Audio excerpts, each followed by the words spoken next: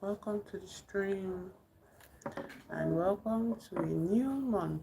Welcome to September. I hope September is a lovely, fun-filled month for us, especially us on the stream. I hope we all,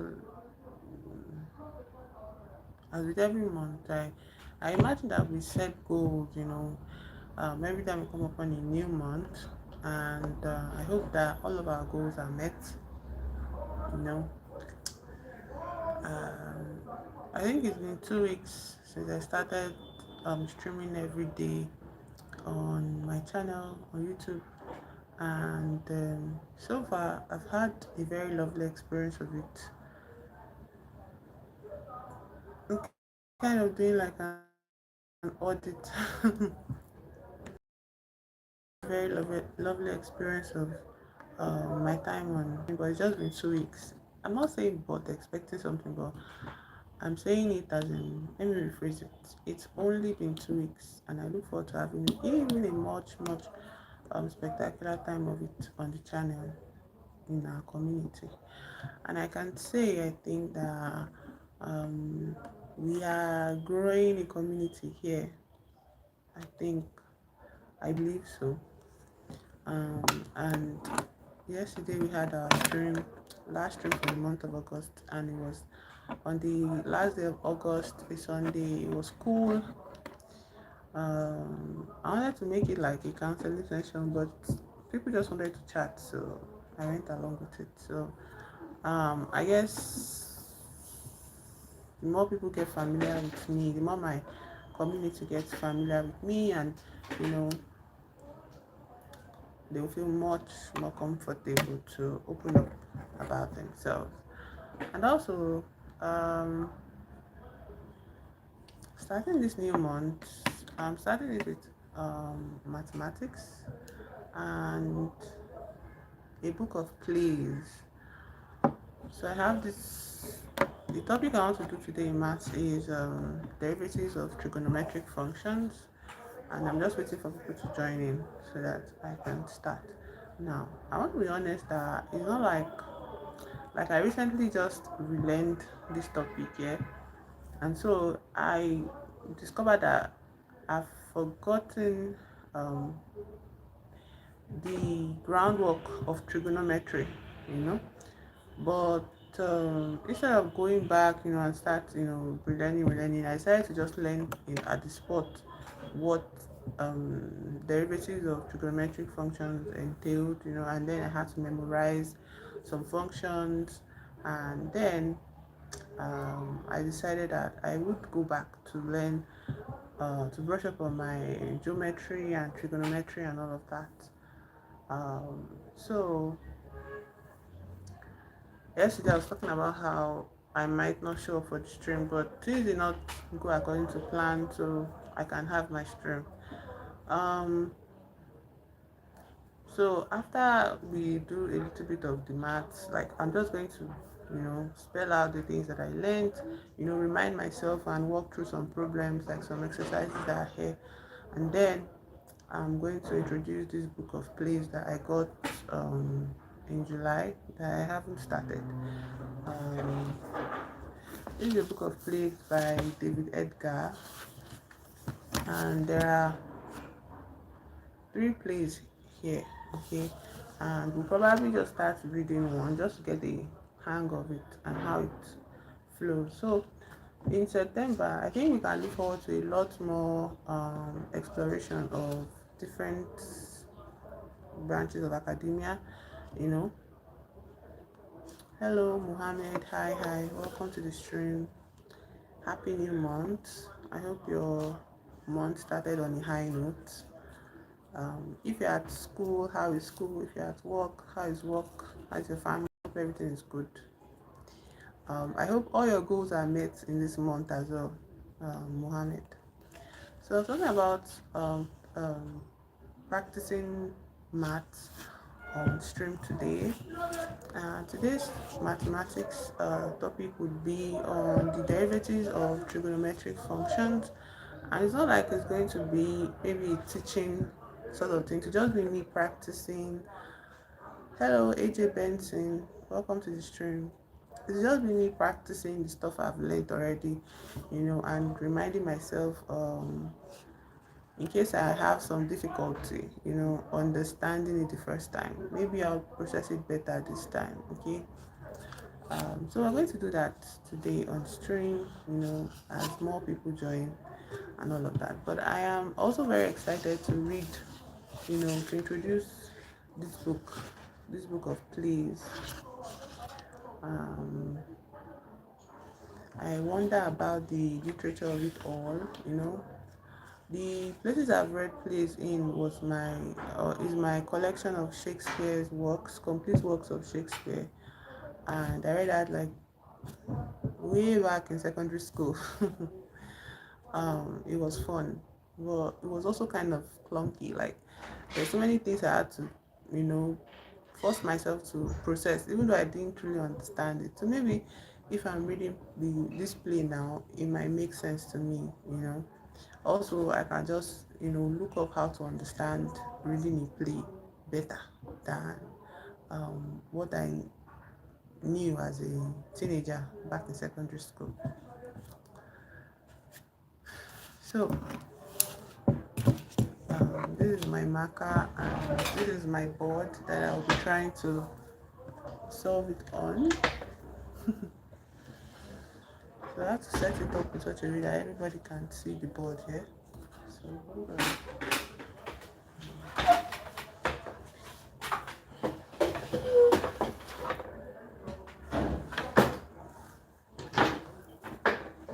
Can you see it? The board is not tall. It's not tall. So I feel like I would have to, I don't know if you can hear me, but I feel like I would have to like raise it up periodically between my workings there, um so that everybody can follow along, or like I'll just be dictating it, whatever I'm doing. So I can follow on as best. I think it's kind of good like this. Hello Joyce, Obi, welcome to my stream. Today we are going to be doing a little bit of studying to welcome in September, and in case you have any goals that you'd like to share, the goals you'd like to meet in September, you can share it in the chat. Okay, thank you for joining me on my stream.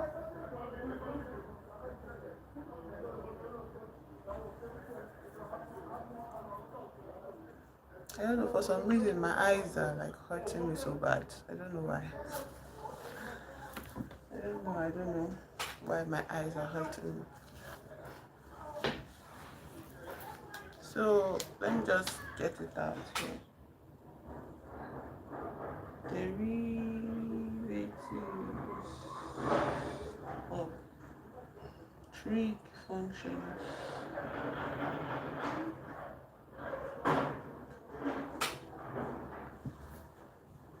Is that visible for you guys? This is a topic under calculus here, which I am studying.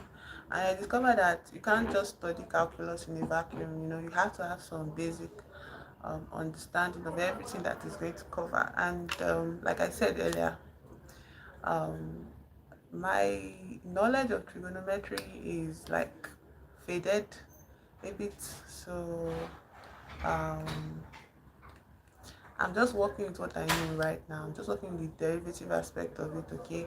The other aspect of it, of say like how to prove, you know, what the derivatives are, I don't really remember it. So I'm going to study it, obviously, because it's not complete without that knowledge. But for now, I just want to practice what I've already, done before in my self-study, and just have fun practicing it. So Also, even if you can prove, even after you've proved your derivatives of these trigonometric functions, sorry, even if you've proved it, you still have to memorize it, for future calculations. And so the first thing to memorize is the sine, cosine, and tangent derivatives. So from what I remember, the derivative, this is when you write function of x, like x is a function here, and sine is a function of x, sine x is a function of um, sine x is a function here, you know, and then the derivative of this function, derivative of sine x is cos x. I don't know if you can see that. So the derivative of sine x is cos x, and then the derivative of cos x is minus sine x. Then the derivative of tan x is sec square x, sec square x. So these values are important to memorize for future solvings in when you're solving for trigonometric functions like that. The base knowledge you have to know, when you go ahead and solving. For example, now let's do an exercise that um, is here. And also, when we're dealing with derivatives, there are rules for solving them. There is the product rule, there is the quotient rule, there is the power rule, there is the chain rule. Okay, so all of this base knowledge is important to memorize so that when you are working, with things that require the use of all those rules, you won't have to start, struggling with it. So there is this question I want to solve here, and I hope I'm able to do it. Kind of nervous about it. Did I clean this? My board is small, so I have to erase whenever I am. So the question is, when you have a function of x being x squared sine x, let's try to divide it into two. So now we have two functions here, okay, x squared and sine x here, and these two are joined by multiplication. So when you see multiplication here in solving for a derivative, what do? We use the product rule, and the product rule goes f of g equals to f times g prime plus g times f prime. Yeah, so I don't know if you can see my workings.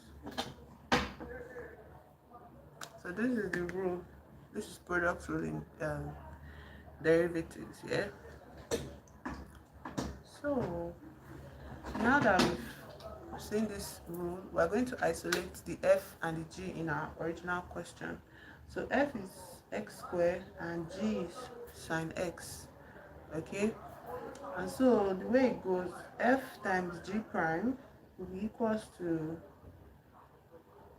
when you say f times g prime means the derivative of g, the function of g, and f prime is the derivative of the function of f. So if you don't, if it's just plain f, that means we're not deriving it, it remains the same while the g changes. And then when f changes, g changes. Like, I don't know if you get that. So f is x squared, and in this expression, x squared remains the same, times, or let's just put this dot g prime, g, the function g is what? Sine x. So when you want to derive sine x, like I stated earlier, because we memorized it, the derivative of sine x is what? Cos x. So that is x cos x plus, now g in this expression remains the same, which is what, sine x remains the same, times x squared. X squared changes, it becomes, you derive, you make a derivative out of x squared. So using the power rule for x squared, okay, and the power rule will make it become what, 2x, 2x raised to power 1. You don't need to put the 1 there. I don't know if you see what I'm doing. So anyway, this is where we are in our expression, okay, and if you rearrange it a bit, you just have x squared cos x plus 2x sine x, and that's the answer. There's nothing else that can be done to this expression, so that's where the answer stays. That's how the answer remains.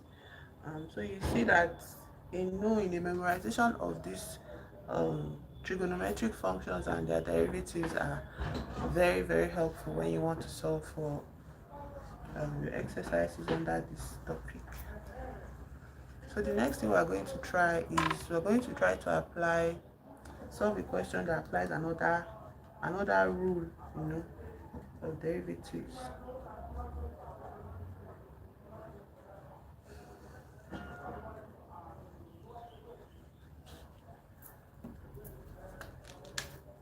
So this is a question of f of x. I don't know if I should ask, like for the people that are following, like, was that understandable? Like, was it something you could follow? And sometimes when we talk about math, some people just feel like daunted, they feel scared, and they think they have to know all the knowledge of math, like, to understand it. But for me personally, I see math as something that happens in the moment, okay? um like, you can learn maths as it is in the moment, and if you want to do a deeper study, that is okay, but don't deprive yourself of the possibility of understanding, just basic uh, movement is what I'll call it, in calculations. You get, don't deprive yourself of the basic understanding of what is going on now, just because you're like, oh, you know I don't have this 100% knowledge of the past, and all of that. You get, um, and you don't need to be harsh on yourself either. If you don't understand something, good morning, Raji. Good morning. Um, my name is King, so I think I would prefer for everybody to just call me King instead of Miss, because I don't like that label. I don't like it. So welcome to the chat, and you met me when I'm doing um, my mass moment, okay? So I was just talking about having fun with mass. Basically, we don't need to, break our hearts, by judging that, oh, this is too complicated for me. No, it's not complicated. It is just, you start from somewhere and you get to somewhere. Oh, it's okay. Thank you, Raj. It's okay. It's okay. I just wanted to clear that up. So you start from somewhere and you get to somewhere, okay? Um, um, you don't need to, like, if you have this trauma of learning maths, as a child, or in secondary school, or even in university too, the way you heal it, is by, interacting with it more. I don't know how to explain that, but it helps, to allow yourself to be in it. So let's keep up. The next question for this section is x over cos x. X over cos x. Is it x squared? Okay, no. It's x over cos x. So now, in this expression, there is a denominator, there's a numerator and a denominator, okay, the above and the below. So, and there's a division sign, okay. So we're going to use the quotient rule in derivatives to work with it. So using the quotient rule, we state out the formula. So f over g prime is equals to G prime F minus F prime G over G squared. Now in this function you identify f, x is f, simply just x, and then cos x is what is G. You know, in product rule, the way I said f and G and G and f, you could afford to interchange it in product rule, but in the quotient rule you have to follow the the sequence of the formula, meaning you must start with the G first and then the f and divided by G square. You can't interchange it, okay? So okay, sorry, let's do it like this. This is the rule. G times f prime and f times G prime. G times f prime minus f times G prime over G square.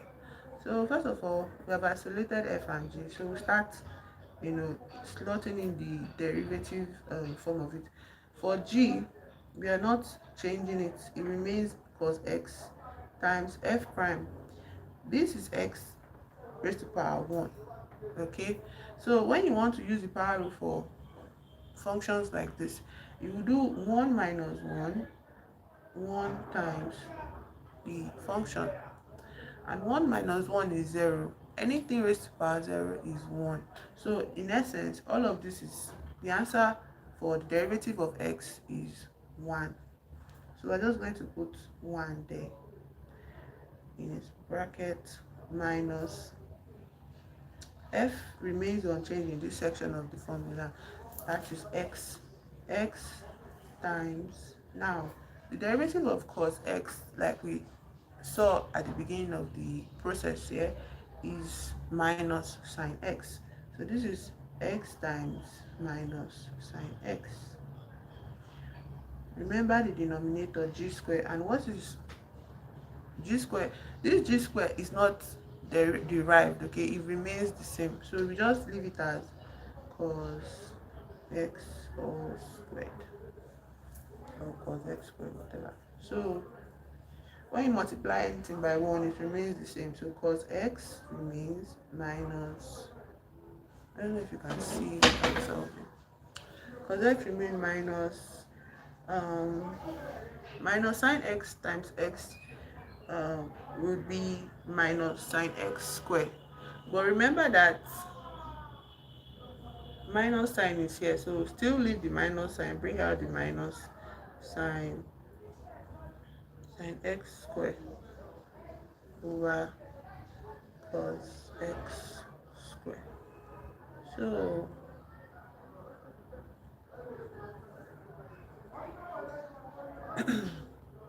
just leave this one in bracket first.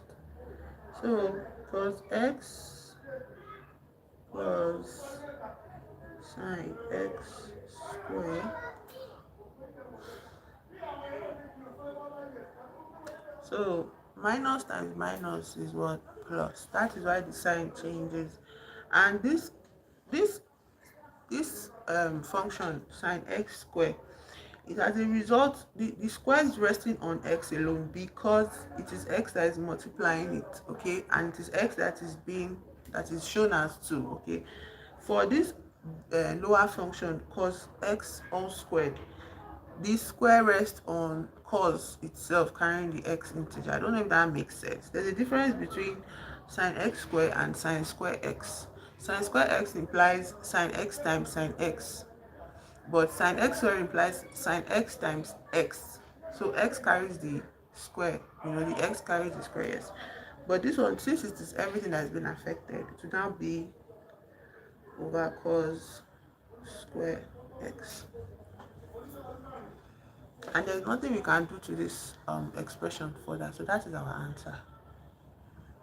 That's our answer. So the fun thing about all of this is that, about maths, is that before I used to think maybe you need to get to one small neat expression as the answer, but the more you solve maths, you realize that answers are not simple. They're not uncomplex. They are not just nice and neat. Most of an answer can like fill up a whole page, and that is an answer because there's nothing more to be done with it. And you see that very, very, very frequently in maths.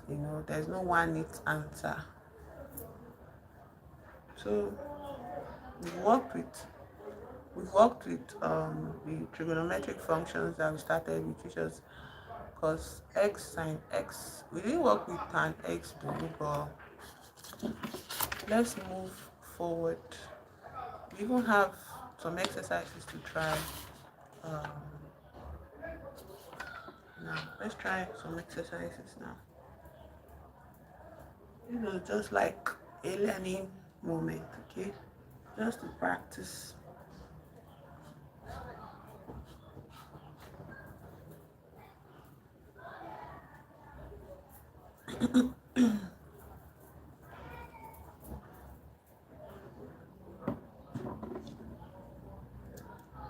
There is this aspect of this topic where like you just have to spell it out. Um, there are these functions called cotangent, cosecant, and secant, and those ones too we have to memorize. Sorry, we have to memorize um, their derivatives. So I'm just going to write them out for us now. So this is secant, secant x. Secant x derived. Secant x prime is what?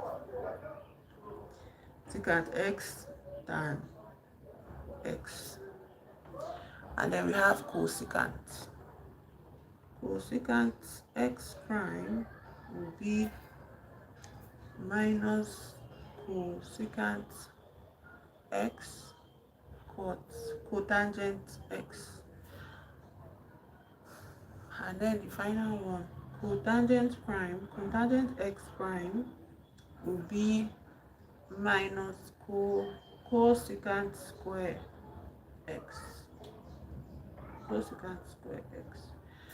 And this we have to memorize it, okay? Because it will keep coming up in further workings of this nature.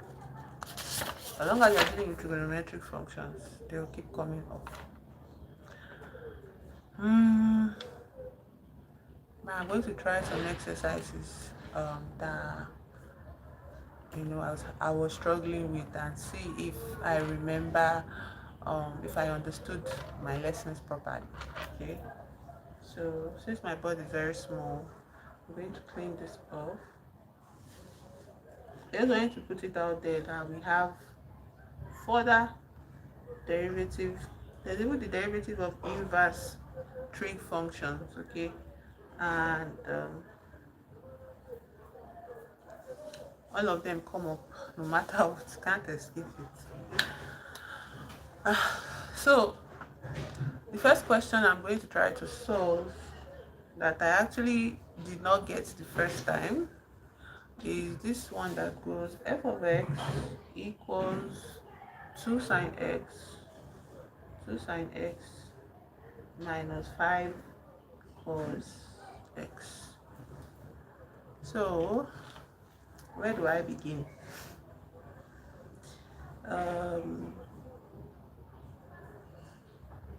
First of all, there are two functions here, I think. There is 2 sine x and there is minus 5 cos x. So my mind is like, maybe I should try getting the derivative of these trigonometric functions first, or what am I supposed to do?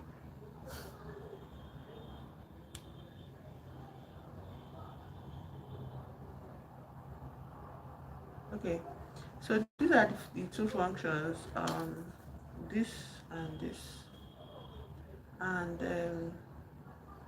because they are attached, because these numbers are attached to these figures, they remain as we derive these trigonometric functions. Yes, so if we derive 2 is a constant, okay, so it's going to be unaffected basically.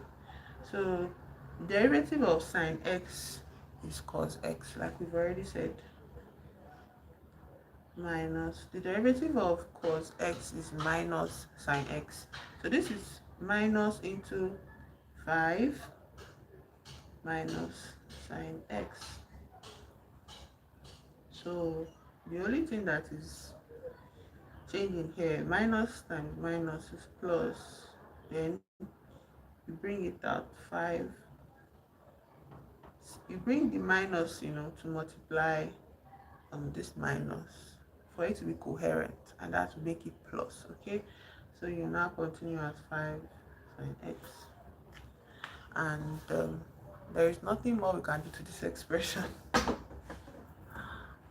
2 cos x plus 5 sine x, that's the end of the conversation.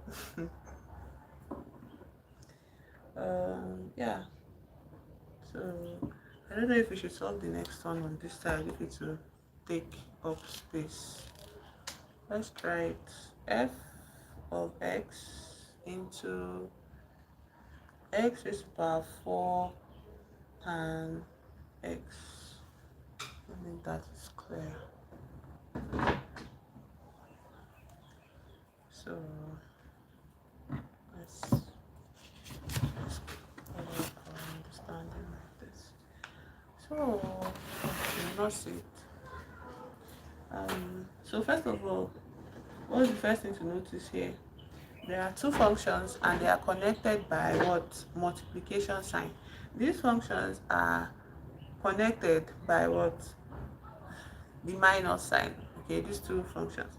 But these functions here are connected by multiplication sign. So when you see multiplication sign, what do you use? The product rule. And our product rule goes f of g equals to what? F prime g plus g prime f. That's product rule for you. So now f is this, g is this. F prime, you use the power rule for x raised to the power 4. I don't know if you can see this. Power rule for x raised to the power 4, let's solve it here. X raised to the power 4, when you use the power rule, what does that show you? You use the 4 to multiply this, and then the minus 1 from 4. That's how power rule works. So yeah, you end up with what? 4x raised to the power 3. Abi? That's correct. So you bring it here and put it in the expression. 4x raised to the power 3 times tan x. Tan x remains unchanged. Now, in the next expression, g, that is tan x, is derived. What is your background on exponentials and trigonometry? My background is not so, like, since I'm just starting it again here, my background is not so strong. I'm actually trying to relearn, trigonometry as a whole, but I decided to start learning it midway through learning derivatives as in calculus, and I was like, okay, let me just focus on what is going on right now while learning the geometry and trigonometry in the background. So the derivative of tan x is secant square x. So this will be plus secant square x times x raised to the power 4. X raised to the power 4 remains unchanged in this aspect of the formula. So connect all the dots. It will be 4 x raised to the power 3 tan x plus x raised to the power 4 secant square x. Now,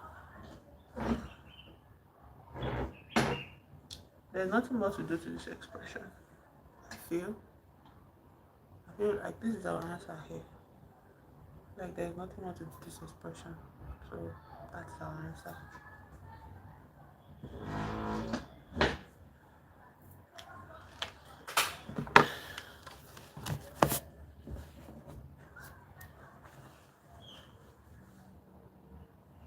So these two are correct. Now we're going to go to the one that really stressed me out. I have to clean the whole board for that.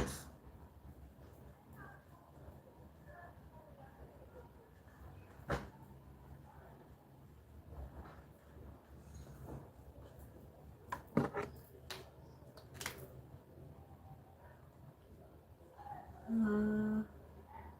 The question is f of x into sine x over 1 plus cos x.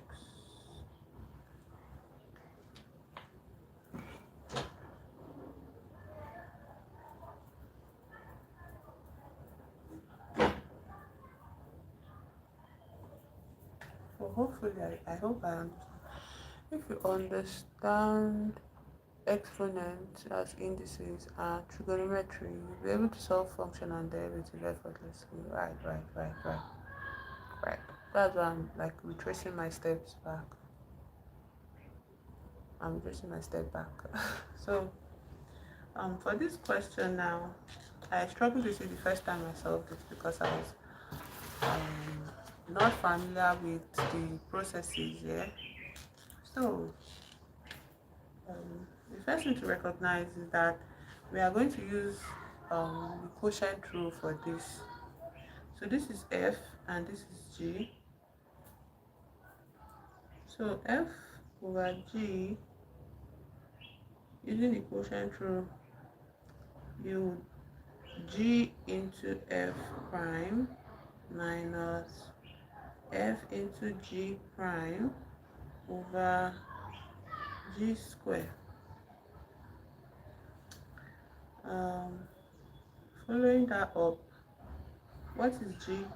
1 plus cos x times the derivative of f, which is sine x, is what? Cos x. So cos x minus, let's put a line like this so that we have to, minus f remains the same, sine x times, what is the derivative of 1 plus cos x? Now, when you derive a constant, that is a number without any functions, or yeah, it leads to 0. So 1 turns to 0. Now, derivative of cos x is what? Minus sine x. So this is sine x times what? Minus sine x over, let's not forget our denominator, 1 plus cos x into raised to power 2. And I used to be very conscientious that I'll be like, no, let's expand this so that we can keep, but we're not going to expand this for now. I'm going to leave it to the side so that we have space to just solve the numerator, then add it back when we are done with the top. So now, when you look at this expression at the top, there's a lot of multiplication to have here. This cos x is going to multiply everything in the bracket, and this minus will multiply itself, sine x will multiply itself. When you go ahead with that, you have cos x times 1 is what? Cos x. Sorry, cos x plus cos x times cos x.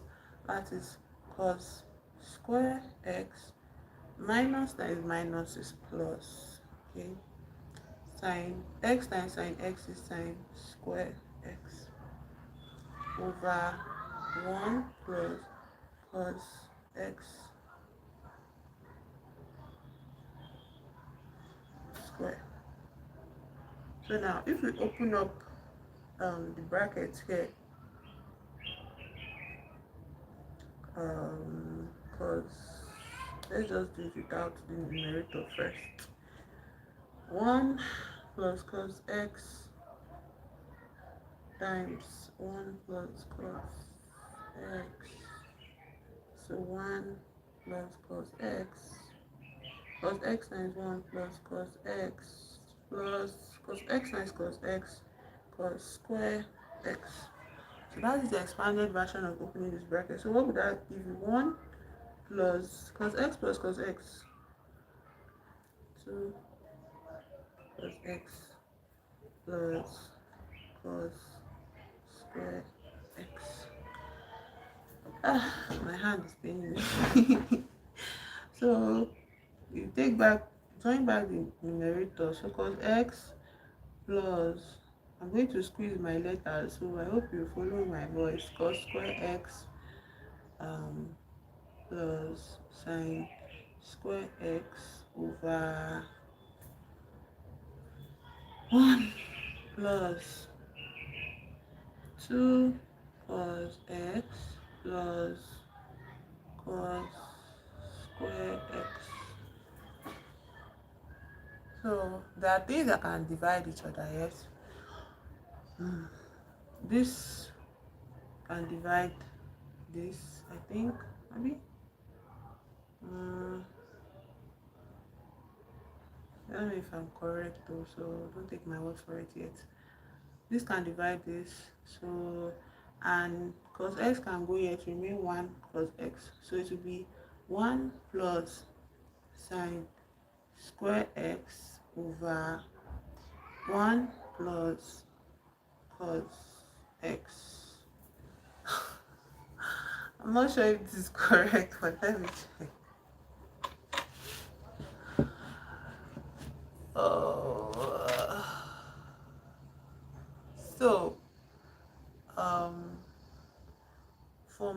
from like, this is why you see that my background in um, trigonometry is not strong, because according to the way it is done, cos square x plus sine square x is 1. Okay, so it will not even get to the point where you have to divide it like this. So that is a correction to make. Cos square x, like the answer is like cos x, I mean, plus cos square x plus sine square x over, and there was no need to expand this function. 1 plus cos square x, sorry, 1 plus cos x raised to power 2. Let's see. So cos square x plus sine square x equals to 1. So you have 1 plus cos x over 1 plus cos x square. You can see how easy it is to solve it if you have all the knowledge, but because I don't have it, like I don't have that knowledge yet. So you just simply divide it. This is the same function repeated up and down, but this has to. So when you divide to be 1 over 1 plus cos x, and that is the answer. There was no need to expand that function, but I don't know, I just felt like I had to, because I was not sure of how the numerator was going to play out, So those are all the exercises for this topic, and spent like 40 something minutes doing mathematics. I think we can now move on to the next section. But what have I learned? I've learned that I still need to keep up with my trigonometry studies, my geometry studies, and yeah, those two. I need to keep up with those two. And I feel like I can still do it side by side with my progress in calculus. You get, so basically, that's what our maths segment has. Thank you, Raji. Thank you. Although I don't really feel like, thank you for learning with me.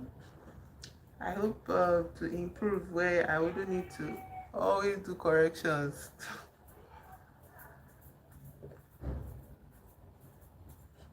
So we're going to move on. We're done solving math. So now we're going to move on to um going to move on to the next tangent that we're going, the next segment of our live stream. I got it. I saw it like late at night because I didn't even think that like you would send it to me immediately. So when I saw it at night, I was like, okay, maybe I would reply today or something. But I saw it. I saw it. Thank you.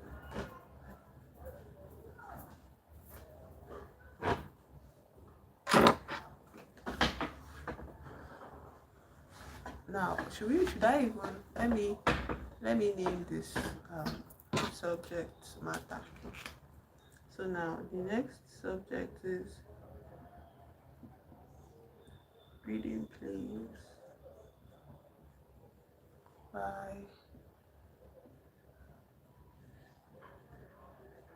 David Edgar.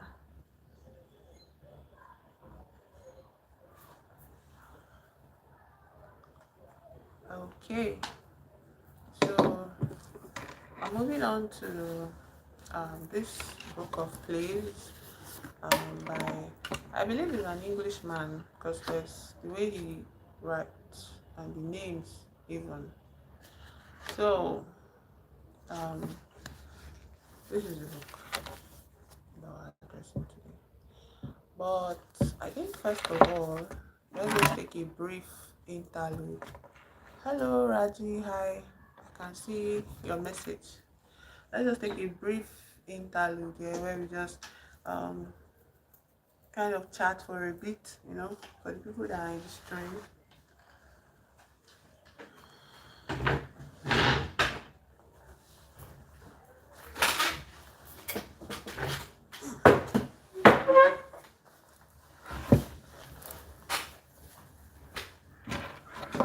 So, like I said, the title, Welcome to September. And I wonder about, goals for this month. Actually, last night when I was thinking about it, I was thinking that it would be lovely to reach a certain subscriber milestone this month, and then I absolutely don't have any plan on how that is going to happen, but I want to reach for the sun. Is that how they say it? Shoot for the They say shoot for the stars, and if you don't get there, you land among no something something something something. So basically, I still want to reach for the moon, whatever, and then even if I don't reach the moon, I can land among the stars. So I have this subscriber goal to reach 1k subscribers this month. Although I don't know, I don't have any idea how that is possible, but for September, that's my goal, to reach 1k subscribers this month. There's also a setting like hello, my name is King, welcome to the stream, Ranel9. Where are you chatting me up from? Where are you watching me from? I'm from Nigeria. I'm streaming from Nigeria. So we're about to enter the next segment of our stream, which is um, reading a play, reading our plays, and it is by this author named David Edgar. But before we start that, I just want to talk about the goals I have for my channel this month. I spent the last 2 weeks. Sinach. Yeah, I know Sinach. Are you from Nigeria too? I spent the last 2 weeks of August having fun on streams, and there was a level of growth I saw that I really liked, and it encouraged me to keep on, showing up. And so I felt the thing has kind of, increased my confidence enough to, say what my goals are, for my channel, which is 1K subscribers. And I am currently at 87 subs, which is very big for me because where I'm coming from. And where is your country? Where are you watching me from, Ranel? Um, Also, Sinach tours a lot. I didn't know she was currently on tour. Although I don't keep up with gospel artists, so I don't keep up with gospel artists or even most artists. I don't really care for tours because it's not like I would not enjoy going to a tour, but accessibility and all of that. So that is my goal for the channel, to get to 1K subscribers this month, and then wherever that goal takes me, in the Pacific. Sorry, I'm not familiar with those countries. Yeah, if you could give me a name, I would appreciate it. Maybe I'll recognize it.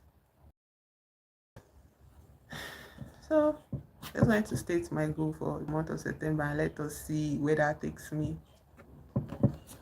Um, Liking my videos and subscribing. Australia. Yeah, of course I know Australia. Is that where you're like watching me from? That's cool. So Sinach goes to Australia to perform. Wow, that is awesome for her. That is very awesome for her. I used to be on the hype train of Sinach many years ago, but I stepped off of the train. Yes, so liking the videos, and there's this thing that YouTube has introduced now. I don't know if you've seen it. Hyping, like you can hype a video or whatever. So I've not seen it on my channel, so I don't know how it works. I just saw it online that's what YouTube says they're implementing, and it will help to push smaller creators into deeper into the algorithm and all of that. But anyways, those are my goals for September.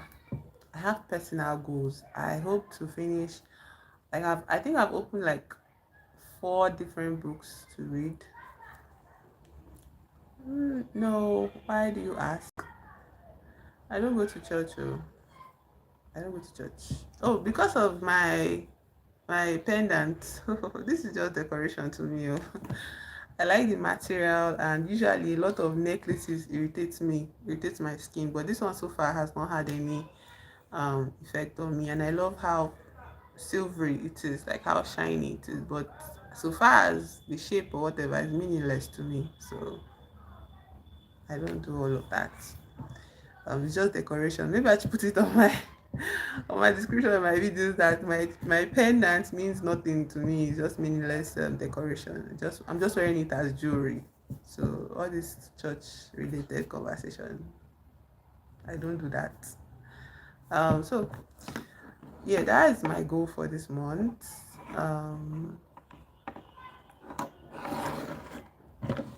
But I'm curious though, like maybe I got it wrong. Why did you ask about me going to church? Like what would that do for, like what are you trying to like get from that going to church?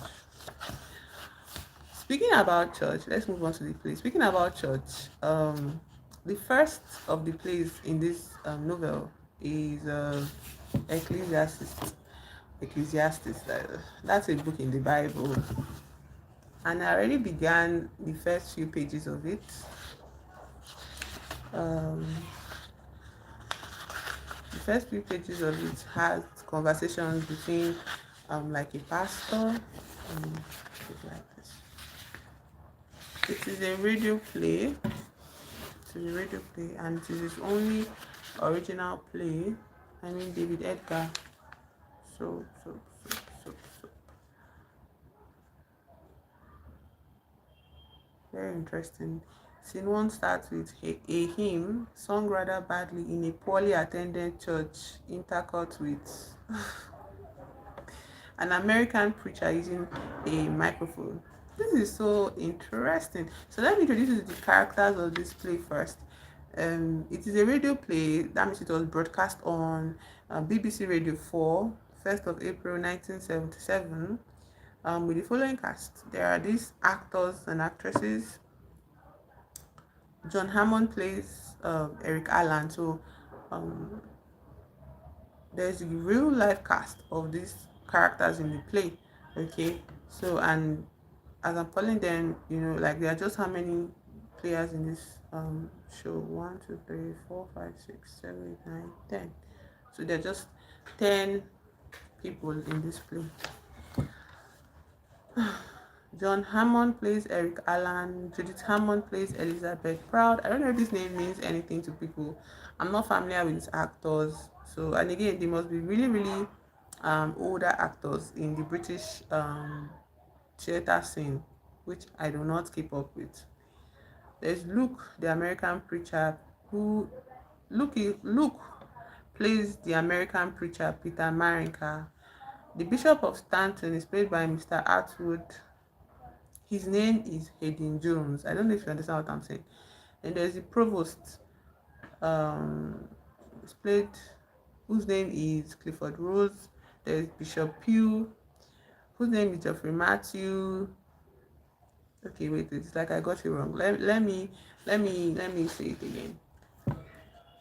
The actors play this role, and the actors are Eric Allen, who plays John Hammond, Elizabeth Proud, who plays Judith Hammond. There's Peter Marinka, who plays Luke, the American preacher. There's Hayden Jones, who plays Bishop of Stanton. There's Clifford Rose, who plays the provost. Geoffrey Matthew plays Bishop Pugh. Sean Barrett plays Bill Crosby. Brian Hewlett plays Canon Sidney Wilcox and Mrs. Gillott. Then Patricia Gallimore plays the woman appointment secretary. So this play was produced and directed by Michael Ruff.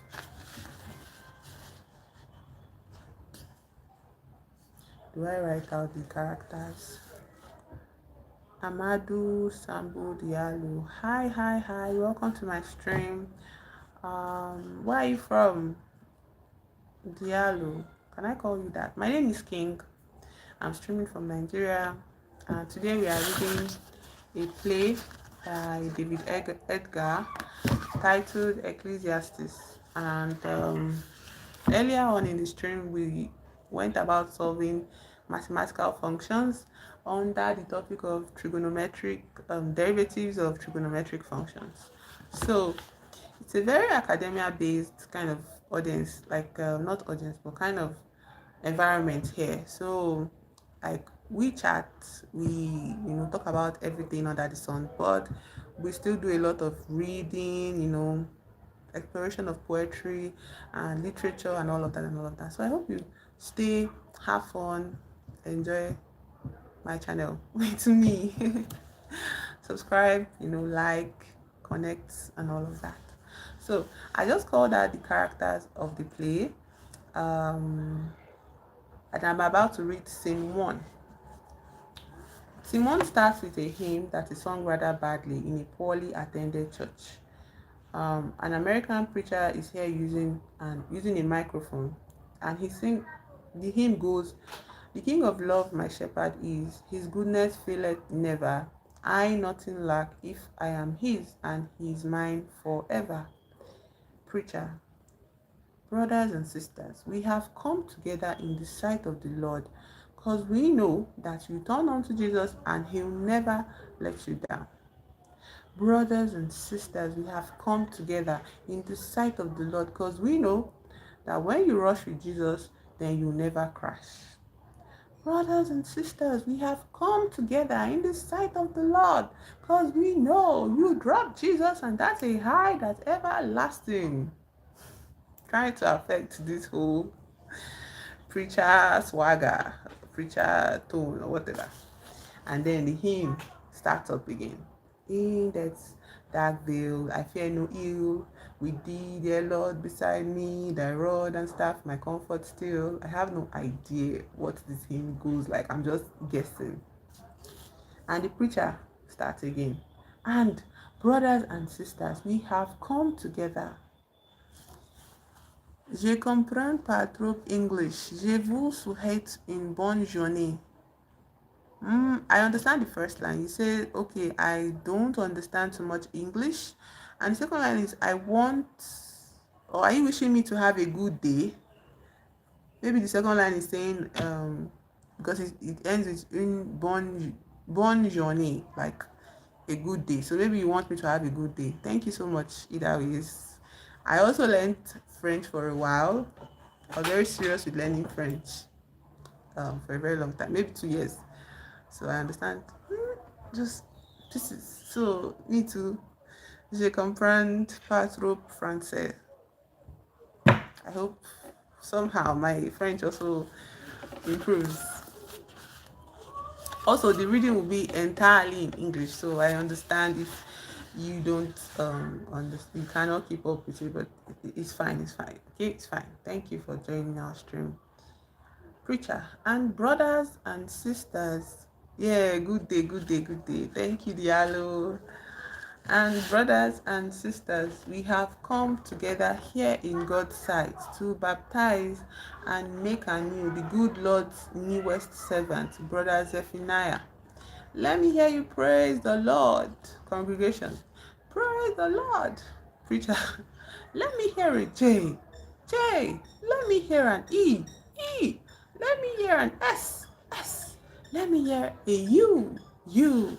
Let me hear an S. What does it spell? Jesus. I can't hear you. Jesus. Praise be to God. And the hymn starts up again. So through all the length of days, thy goodness faileth never. Good shepherd, may I sing thy praise within thy house forever. So just a typical session in church. I wonder though, I personally wonder what the story is about. Scene 2. We go into the interior, and speaking now is the voice of the Bishop of Stanton. May the words of my mouth and the meditation of all our hearts be ever gracious in thy sight, O Lord, our strength and our Redeemer. Congregation mumbles, Amen. Now, I think the bishop is about to preach, and I'm going to read out his preaching on here. I wonder what this book is, or this play is about. The book of Ecclesiastes, chapter 4, verse 1. So I returned and considered all the oppressions that are done under the sun, and behold, the tears of such that were oppressed. And they had no comforter, and on the side of the oppressors there was power, but they had no comforter. My friend, I have chosen today this strange text from this strange old book for one reason alone, and that is contained within the text's last phrase, stating as it does that the oppressors, just as much as the oppressed, need comfort. Okay. My friends, how often have we heard from this pulpit, that the message of Christ Jesus coming not with peace but a sword, is that of violent revolution? Furthermore, that the oppressors, tares beneath the flail, have put themselves beyond salvation. Now, tares is like what Christians call weed. Those people that will fall by the wayside. Maybe tares. No, tares are weed. So they come up to choke out the good fruit, the good plants. So keep that in mind. Tares beneath the flail have put themselves beyond salvation. Further, that the reapers of those tares, the risen poor, are wholly in precisely that, because they are poor and rising.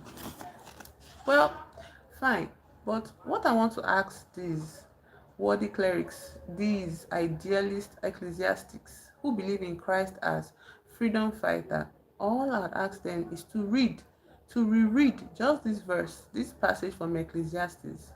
Now, yes, of course, it says the poor, the suffering, they have no comforter, but it also asserts that those on the oppressor's side, they too lack comfort.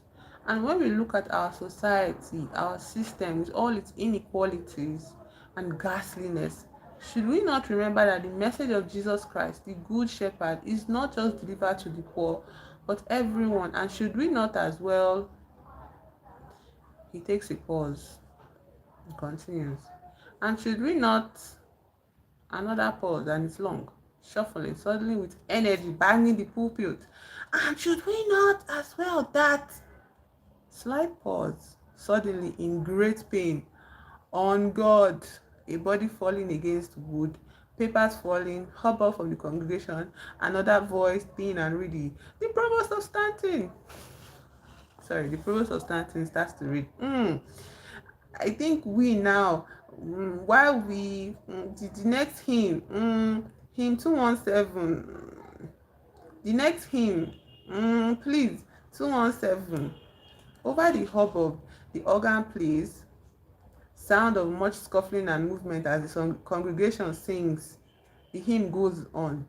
Jesus calls us over the tumult of our lives, wild, restless sea. Day by day, his sweet voice sounded and it fades out. So my question is, what happened to the, why did they not carry this man away from the pulpit? Churches, eh? Now, scene 3, fade in.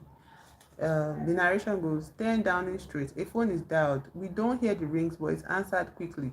We hear the appointment secretary to the Prime Minister. The secretary is speaking now. Hello, is that the Bishop's Palace? I wonder if I could speak to Bishop Pugh. It's the Prime Minister's appointment secretary. Thank you. Good morning, my lord. It's the... Yes, my lord, that's right. The vacancy at Stanton. Yes, of course. He had several coronary attacks before, but nonetheless quite tragic. Yes. Well, we have received a fairly detailed submission from the vacancy in C community type of man they want. Obviously, we want to cast the net as wide. Yes, that's right, my lord. The usual discreet consultation. And I wondered if... Right, my lord. Wednesday PM it is. Thank you so much. Margaret, trains to Westford, Berkshire. Wednesday, early afternoon to see Bishop Pugh. All right? So that was a call from the secretary, by the secretary, and then she makes an appointment to see Bishop Pugh. Now we go into scene 4. We are at the Bishop's Palace, Westford, and the clock strikes 4, silence. So we start with the secretary first. The secretary says, my secretary is talking to Bishop Pugh, and apparently you address your bishop as my lord. So secretary starts, well, my lord, what? That's the list, my lord. Those are the people who have been suggested for the bishopric of Stanton. Yes, he grunts as he rises. Milk and sugar? Lemon, please, my lord. Here you are. Help yourself to bickies. Thank you. Grunt as he sits down. Right, very impressive list. Grafting I've lost lot of time for. Beta plus might be rather old, perhaps not. You don't understand me, forgive me. Bishop Sanders is too old unless they want a stopgap. London, I don't know, but they say at Oxford he's not only bright but also approachable. Better query plus, I suppose. Provost Ridgway is sound on everything, of course, except race. Apparently, he got a toe shot off in Delhi in 1946 and had a blind spot ever since. So for Stanton, Gamma plus-ish. Stocks fine on race, of course, but pretty muggerage on matters sexual, so not social. There have been reservations too on Mrs. Stock. Oh, why? Apparently some ugly fracas, some reception, and with whom? The wife of the precentor. Splendid! She's a gruesome woman. Thought to put him beta query minus, but that edges into beta. So I suppose it's him or Lord Demai or Grafton. Well, I think that's probably. And now, perhaps you'll tell me why you came to see me. Beg your pardon?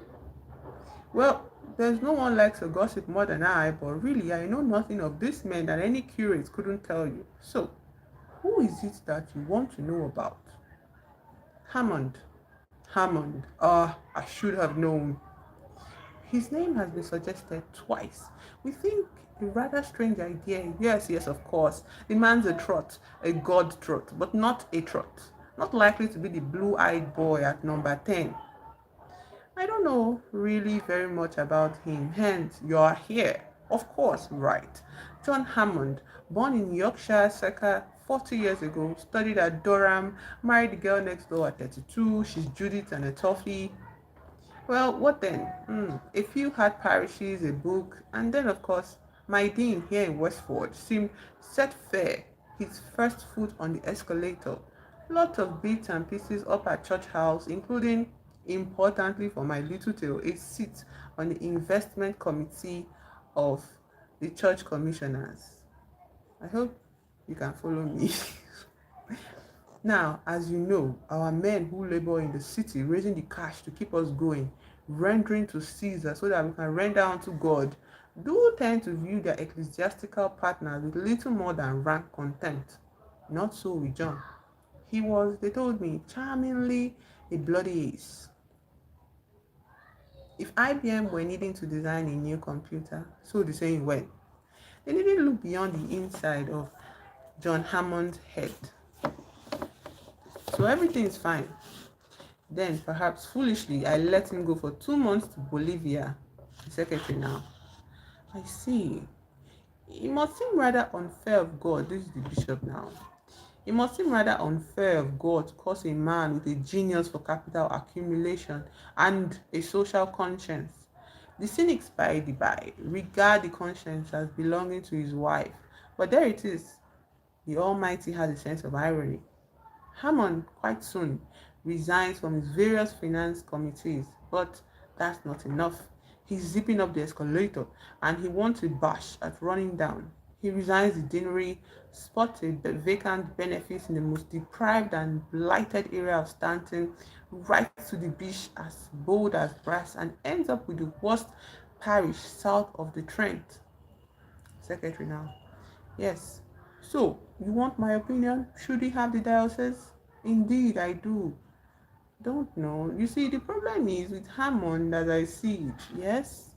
To be a bishop anywhere, perhaps particularly in the Church of England, needs a certain social sense, a sense of perhaps compromise. Indeed, I do, my lord. Yes, I imagine. Anyway, the problem with John Hammond is the man is a monk, no sense of compromise. That's the problem. He's a very bright, attractive, personable, and compassionate mad monk.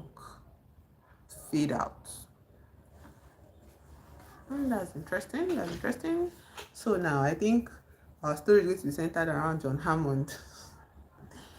Fade into John Hammond's house, sounds of lunch, and here is with Judith. Judith is his wife, and Crosby, according to our cast, is hold on. Crosby is a customs officer. So in this scene, these three people are interacting here. Now Judith starts. Bill, soup. Bill is Crosby's name. So Bill, soup. Crosby replies, "Oh, thank you, Judith." There you are. I try to affect the voice for this character, but I can't. There you are. Now John speaks. Well, Bill, so how's the world of big city finance? Big and shitty. Well, John, and how's the world of urban deprivation and blight? John responds, deprived and blighted. Your congregation? Small, but that's not really what the job's about. Oh no, of course. There's the pastoral work, soup to the needy, or for the radical vicar like yourself, ammunition, factual or actual for the socially disprivileged. since your Pauline conversion on the road to South America. So for those people that don't know, Pauline conversion is like maybe referring to the story of Paul and how he came from Saul to Paul when he was struck by God on his way to Damascus, I think, to persecute more Christians.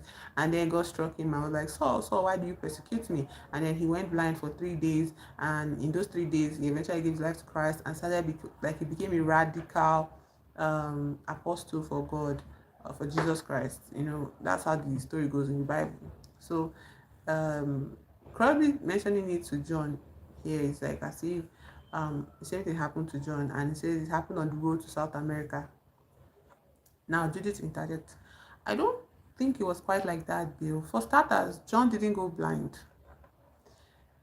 Crosby respond, oh, you disappoint me. But had this splendid vision that happened one fine morning, the very Reverend John Hammond at his toilet, suddenly realizing in a flash of shaving foam that capitalism is a terrible thing, ladder, ladder, the stock exchange is a den of vipers, scrape, scrape, that the system is doomed and all history is the history of the class struggle, rinse, rinse, glad that sorted out, and what for breakfast? And John replied, well, not quite, Bill. Just the understanding that if you are contributing to the problem, you can't be part of the solution. Crosby now. And Bolivia. Oh, yes, indeed, Bolivia. Crosby continues. We hadn't really realized, you see, Judith, the point about Bolivia. We thought, oh, well, he's gone, but at least he'll turn up in some Oxford college, pottering around the New Testament, redating here a gospel, querying here the authorship of an epistle, as happy as the day is long. But no. And here he is in the land God forgot, taking vengeance on his class, his friends, and his life so far, fomenting revolt among the lower orders. Judith, with a warning note in her voice. Bill, Crosby continues. Not that he isn't still pocketing his stipend raised through the satanic doings of sharks like myself, who slush about knee-deep in the gore of the equity market so that saints like John can overthrow the state. And Judith's response, his grossly inadequate stipend. Crosby continues. Yes, indeed. One of the reasons for that, of course, is because the church commissioners are the most insanely responsible investors in Christendom. Nothing in South Africa, of course, no armament, no nicotine or alcohol. Another glass of wine, Bill, Judith says. Crosby replies, thank you so much. There's a slight pause and they clink their glasses.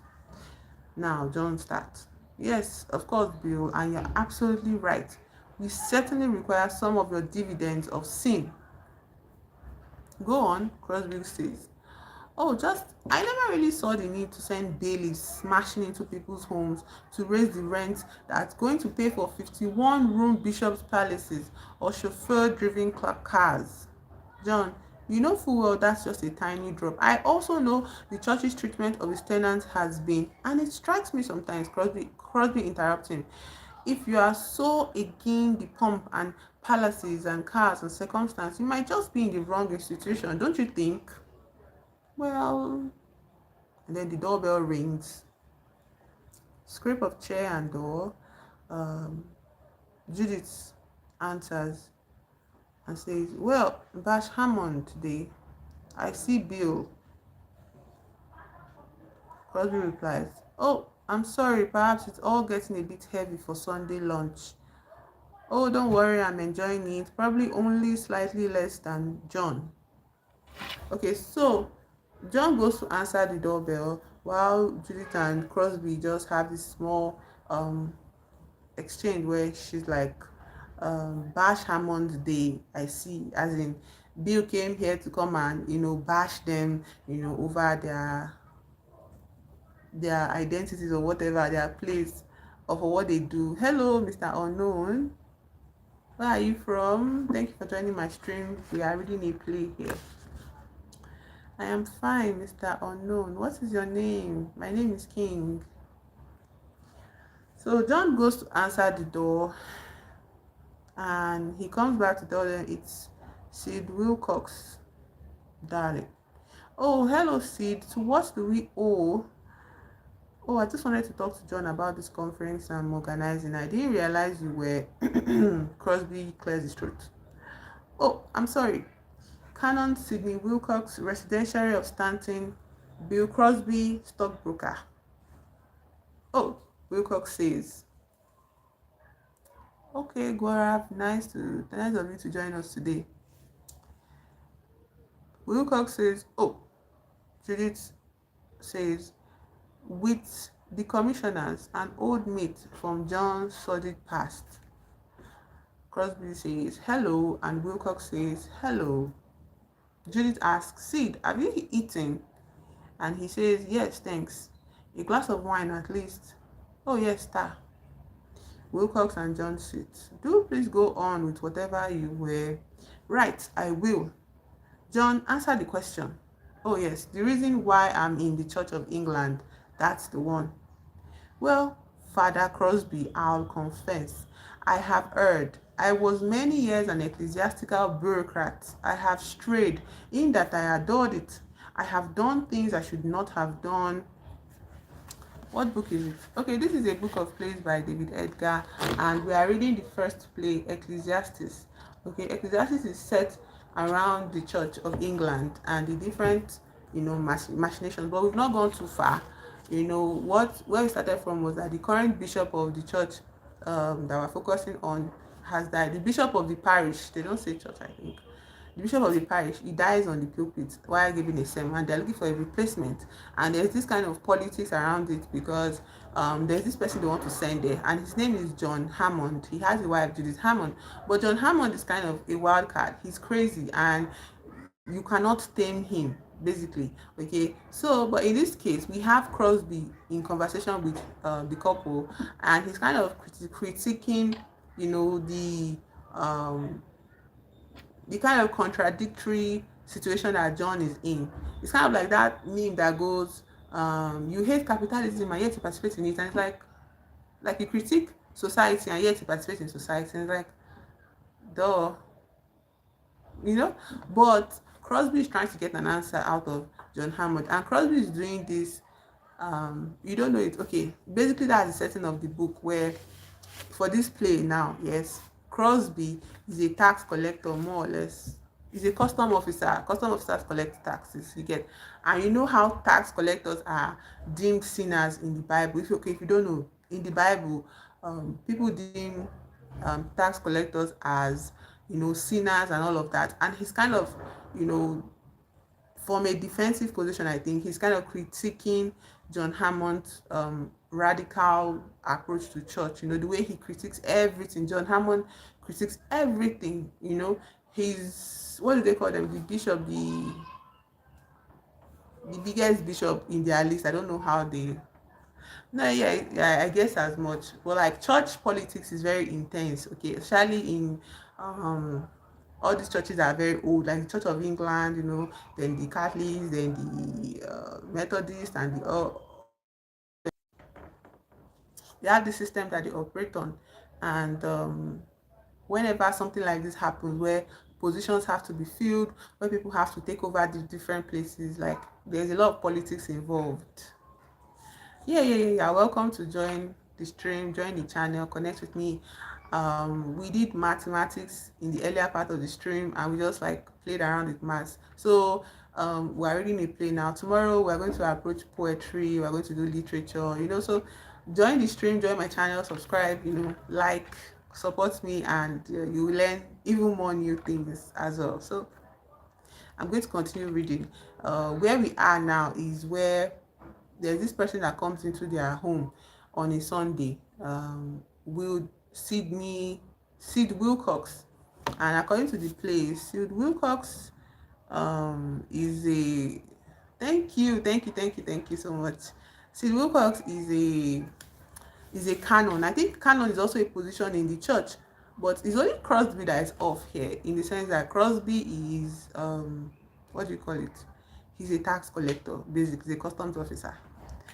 So Crosby has spent the larger part of this session, critiquing John's position entirely. Also, John is from I think he's from a middle class stand in life, like a middle class station, but now he's like the church has assigned him to a very poor place, a poor parish, he's not getting any form of fame, but he still persists in critiquing, the church and all of the systems that, are present in the church.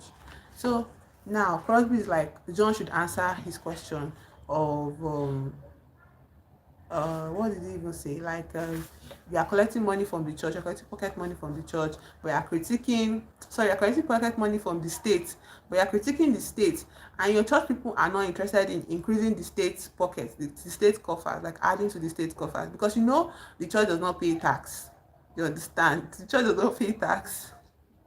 So, like, that kind of contract, like, he's critiquing John for it. So John replies, John is now saying that he starts his reply by saying, well, Father Crosby, I'll confess, I have erred.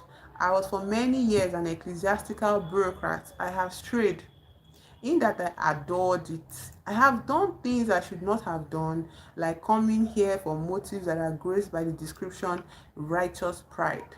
And I have not done things I should perhaps have done, like leaving the Anglican communion to stew in its own contradictions.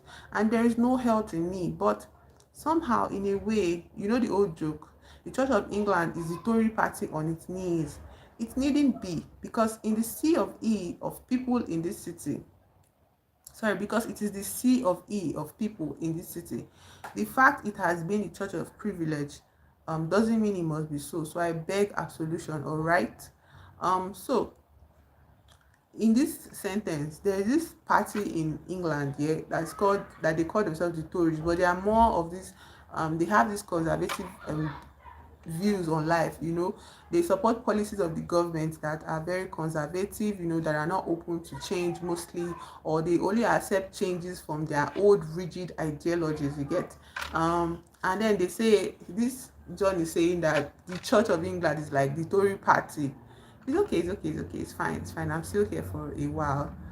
The Church of Tory party is the Church of England is like the Tory party on its knees. Yes, so it's like they are one and the same, basically. And he's saying it doesn't have to be. That's John saying it doesn't have to be, because to the people in the country, people in the city, it is the Church of England. So he says, I beg absolution. It's kind of confusing, but maybe Crosby would enlighten us. Crosby says, well, that's a splendid credo, John, and suitably flagellatory. You have to say 20 Hail Marys at least, but it doesn't quite tell us how you change the Church of England and what to. So flagellatory means like self-beating, like, like when you beat yourself up and, take up this position of being the one that is wrong, the one that is bad, and, oh, this is like, it's my fault for, taking up this cause, this belief I have, I'm wrong for it, you get. And Wilcox is like, it doesn't do anything. You can't just stay critiquing it. You have to, since you say you want to change the Church of England, you have to say how you want to change it and what you want to change. And then Wilcox interjects and says, why don't you come and hear him, Mr. Crosby? I'm sorry. At this conference, John is, I hope, going to be speaking about precisely that. Well, why not? If I'm available, I will. I'll be delighted. So now, the scene ends with Crosby agreeing to go to a speaking conference that John is going to hold. And I think Wilcox is also part of the organizers of the conference. So that's how the afternoon ends in the Hammond's home. In this scene, we come into the appointment secretary, and she's in her office and she's speaking to the archdeacon, and she says, yes, of course, archdeacon, yes, I shall certainly be talking to the provost of Stanton. Yes, I know, you are basically the industrial side. No, that's what I wanted. What you thought of him on the industrial side? No, please, archdeacon, do go on. So she's in conversation. Is that any holy book? No, it's just a novel. Okay, it's a novel centered around the church.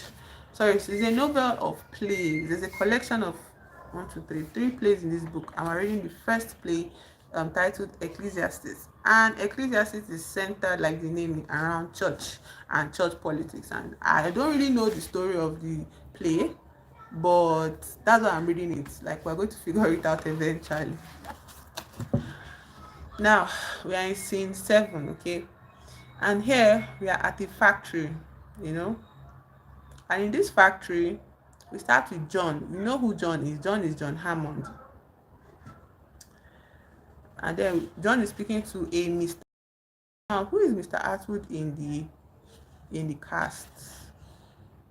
Now, Mr. Atwood is the Bishop of Stanton. So John says, "Hey, Mr. Atwood. Hello, Padre. What can I do for you?" Think it may be the other way around, Mr. Atwood. Oh, well, that means it can't be money. Shoot. I've just been a week in Dusseldorf. That's the place. I don't know where it's, I think in Germany or something. At a convention. So it seems like John has just come back from a convention. And Mr. Atwood goes, "Well, that's nice. I've just been a week in Blackpool at a congress." "Yes, I know you have. Discussing Wednesday 10 a.m. to 10:45 relative EEC and UK wage rates in the motor industry." So it seems like these bishops are allowed to work in secular lives. It's not that they are not allowed. Like, I think Catholic churches don't do their priest work. I'm not sure. But this is not a Catholic setting, okay? This is the Church of England. They are their own system. I'm not too familiar with it. But anyways, John is addressing Atwood. And Atwood says, "Go on." Now, my conference was worker priest, Lutheran, Catholic, the lot from all over Europe, but particularly Germany. So I was right, Dusseldorf is in Germany. And naturally, a lot of information was swapped about, you know. And I thought, as works convener, you might like a glance at this. Very much. What is it? Atwood asks. He says, John replies, "It's a comparative wage breakdowns of a number of major car firms in the Federal Republic. Comparative in that the calculations are on a cost of living basis, that is, you can compare yourself with them in realistic terms. You don't, in fact, compare that favorably." That has got to be right, Mr. Hammond. Well, there it is. And Atwood says, "Can I ask a question?" "Sure. Very grateful for this nugget, more than nugget, but what I'm keen to know is, why do you bother?" "What do you mean?" "Our last industrial chaplain seemed to see his function as essentially blessing peacemakers, the poor and the meek inheriting the earth, on that he wasn't as keen." No. Let's do it again. "Our last industrial chaplain seemed to see his function as essentially blessing peacemakers, the poor and the meek inheriting the earth, on that he wasn't as keen." And John says, "I'm not your last industrial chaplain. There, you are not wrong. I'm an Anglican socialist. It is not a total contradiction." "Ah, well, I'm a Red Methodist, and that is..." Thank God for that. The lines broke down. "Do you want a cup of tea?" So it seems like John is in charge of demanding like fairer wages for the, what do you call them, the people, fairer wages for the people that are working for the church, since the higher up. Of course I'm live. Let me see if people are able to join the live now. Okay, it has reconnected back. Hello. Send me a message if you can see me now. Send me a message. I think my network just glitched out of the blue.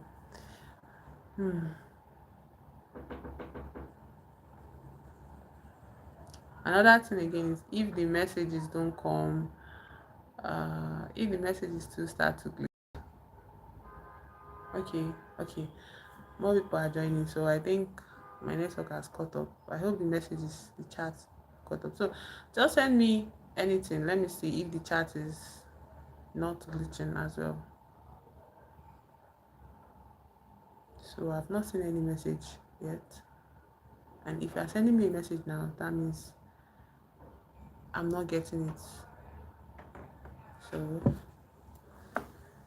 this is what we're reading, David Edgar. And we're reading the first play in this book, Ecclesiastes. Ecclesiastes is set in a church.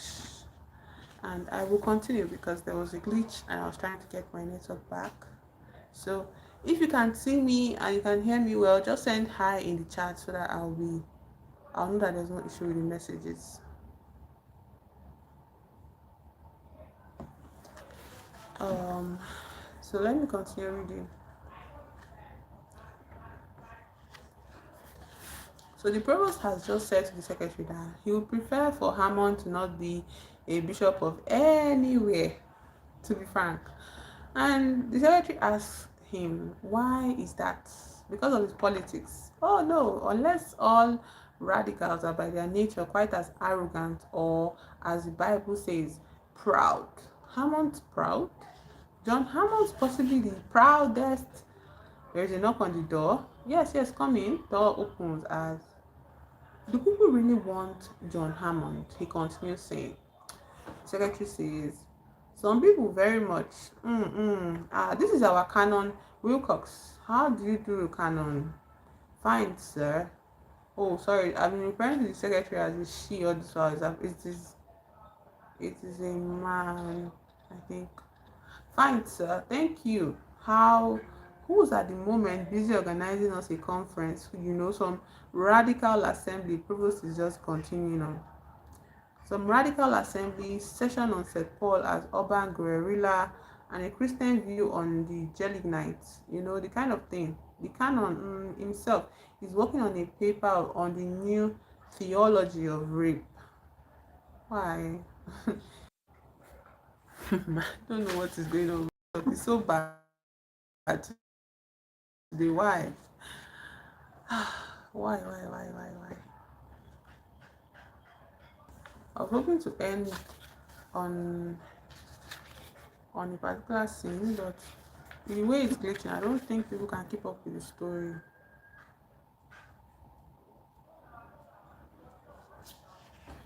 So we are on this scene 8, where the provost is speaking with the secretary, appointment secretary.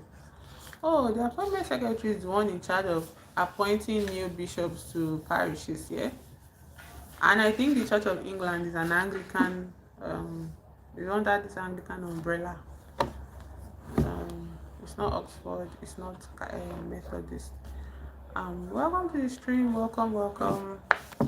I'm reading this book by David Edgar. It's a book of plays, and I was reading the very first play, Ecclesiastes, okay? And it is about the church and about the radical bishop who calls himself a reverend socialist and he's very passionate about wages of the people that work in the church, people that like the parishioners of the church, and also the bishops, like the, what do they call them? They don't call them, do they call them pastors in Anglican churches?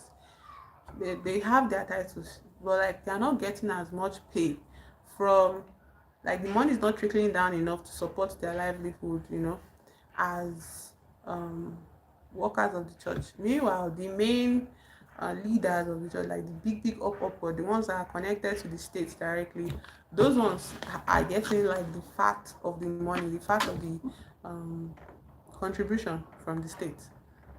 You know that the church does not pay taxes, so um but the state supports the church. This is the Church of England, so it's the whole country's church. So I think the way it works is that the state pays to the church certain cuts of, what do they call it? Is it the taxes or something? They pay it to the church. And John Hammond, he was somebody that was living his life, I think he was living a very regular life until he became passionate about this issue, and about poverty and about class differences. And he was preaching. He didn't mind being sent to preach in the poorest parishes, yeah. But now what happened is that one of the bishops in Stanton, the Bishop of Stanton, he died on the pulpit, okay, from a heart attack. And they're looking for appointment for him and there is somebody has recommended him to the appointment secretary, but the appointment secretary is going around to all the leaders to ask them what they think about John Hammond, and all of them are saying the same thing. Like the main, like the lead, like the biggest bishop, I think, he says, he's a good guy so far as he's righteous, he does right, he's just the epitome of righteousness, but he does not compromise, and to be a leader, in the church, you have to compromise, blah blah blah. Then he speaks to this the secretary speaks to the provost of Stanton, where they need this bishop to come and start serving. He says he doesn't want John Hammond to be the bishop at all. And he's giving his reasons why. And it's just funny because it's like church politics is just interesting, to be honest. Like when I was very much involved in church issues, yeah, like I saw it happen, before my eyes. I was a worker, and there was all these power struggles. Like I really don't understand it, Sha, but maybe it's just like human nature. But there was power struggles like in the church, you get, and it's like these power struggles you guys are exhibiting.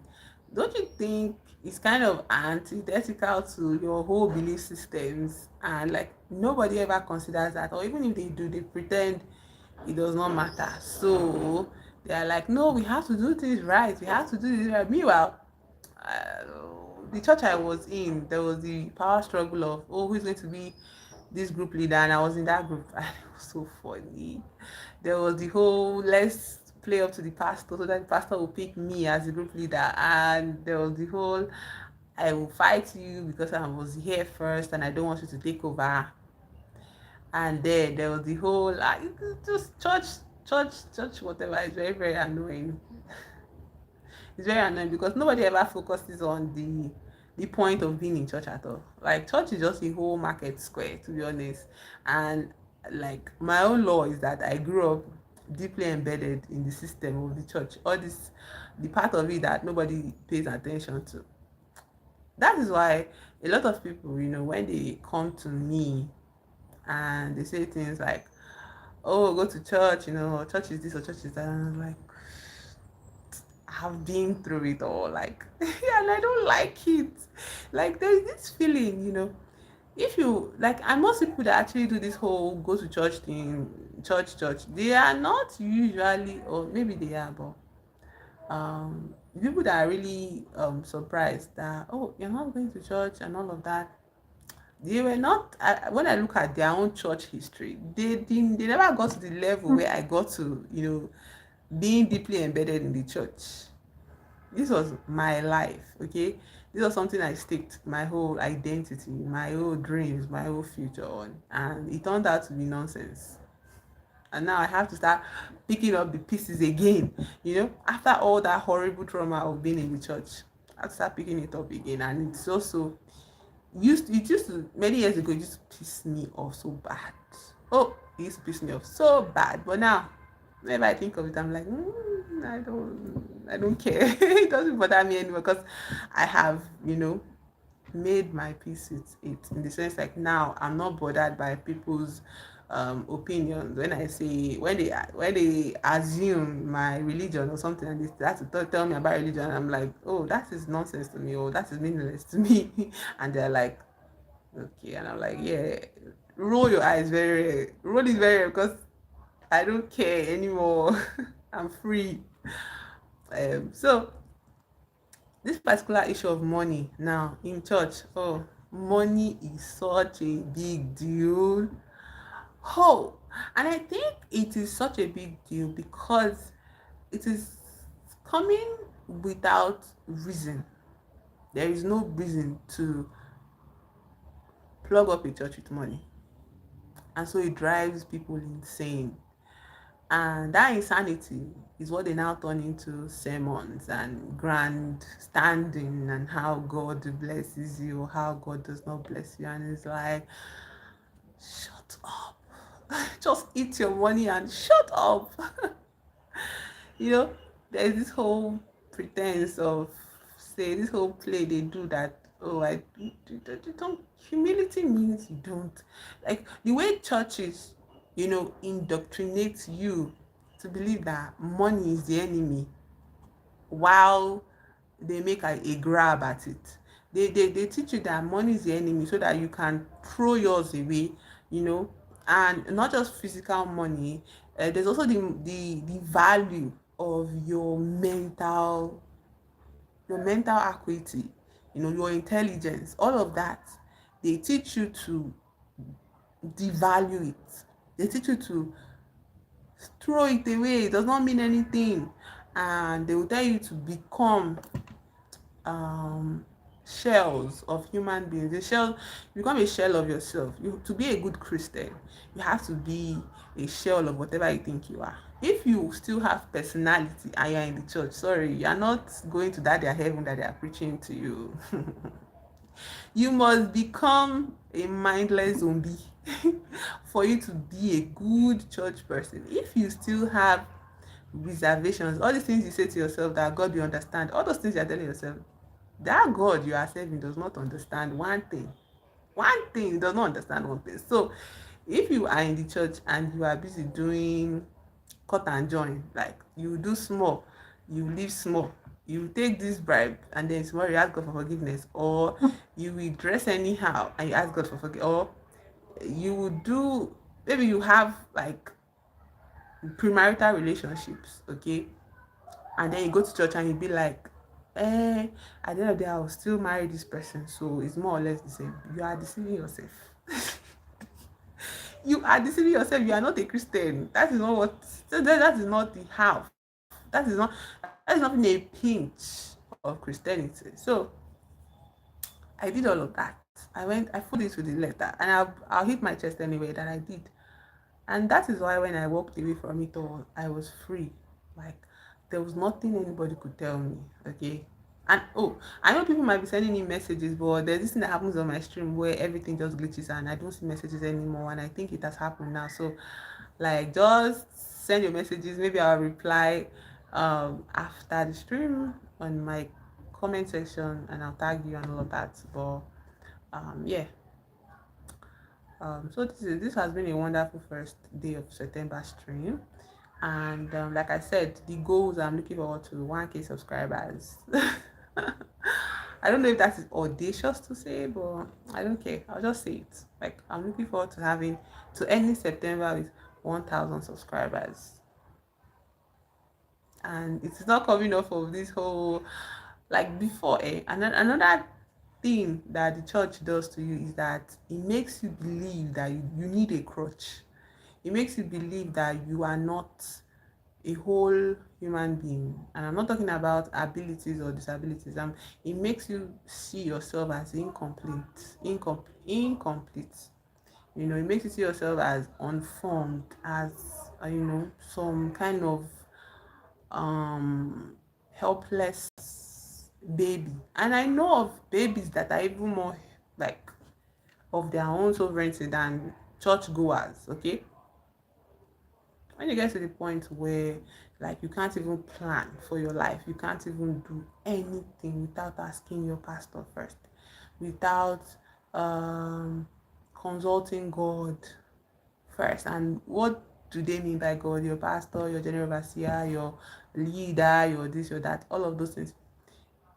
The more you practice all those things, like in the church, yeah, the more you lose and start to believe that you are not a human being. You start to think you are just a floating waste of space that is waiting for heaven to come.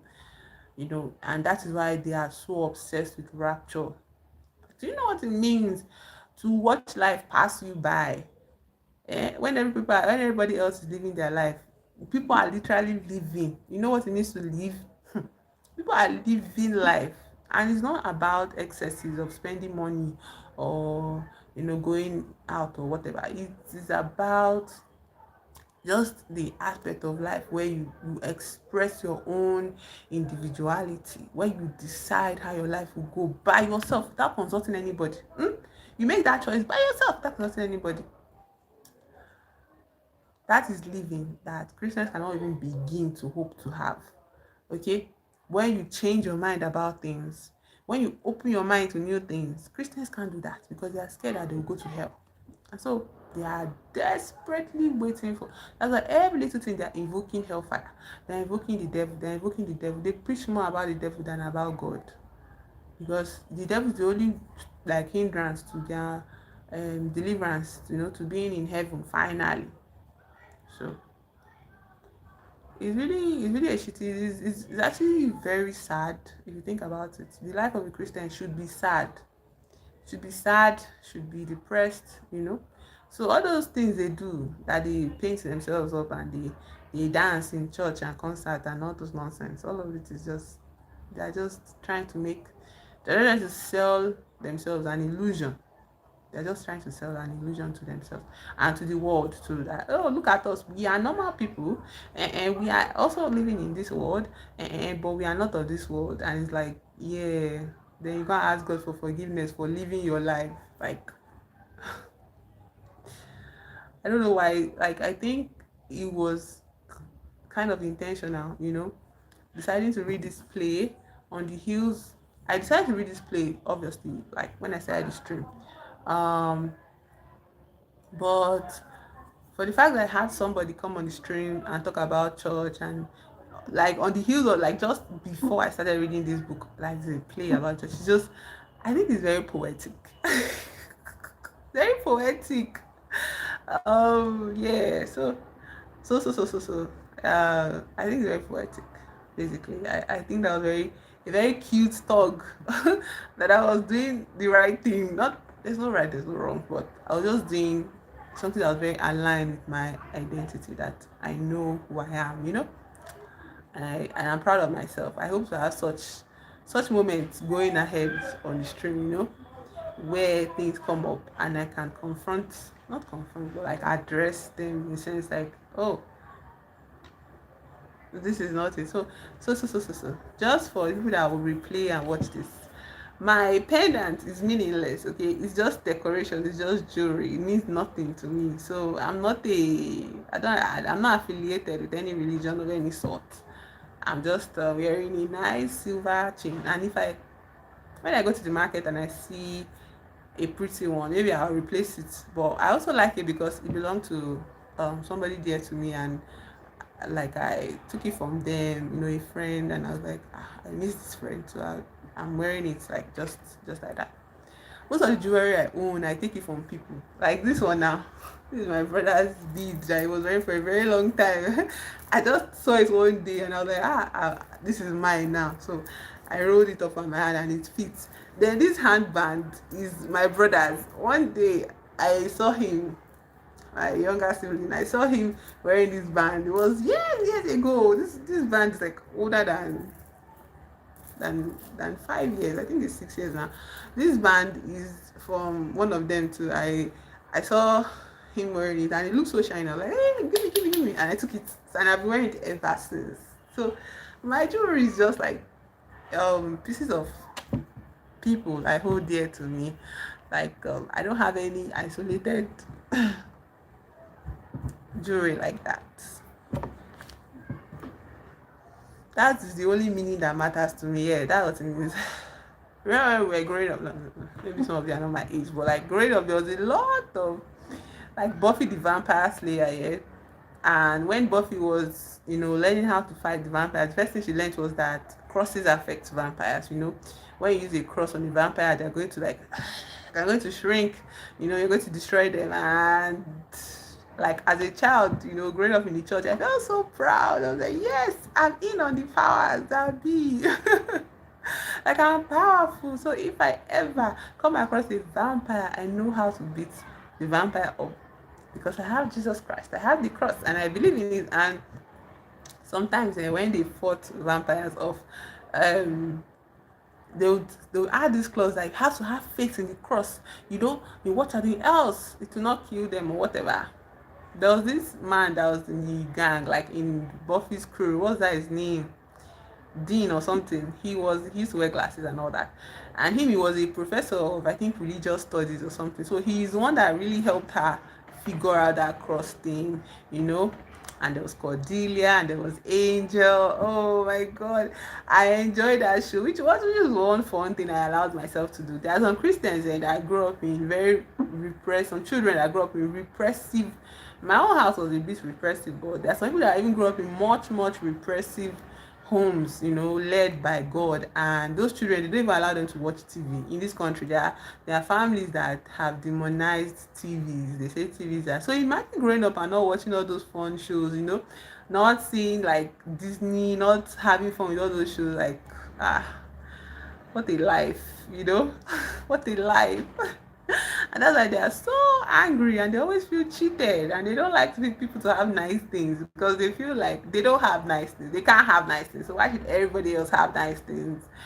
um yeah.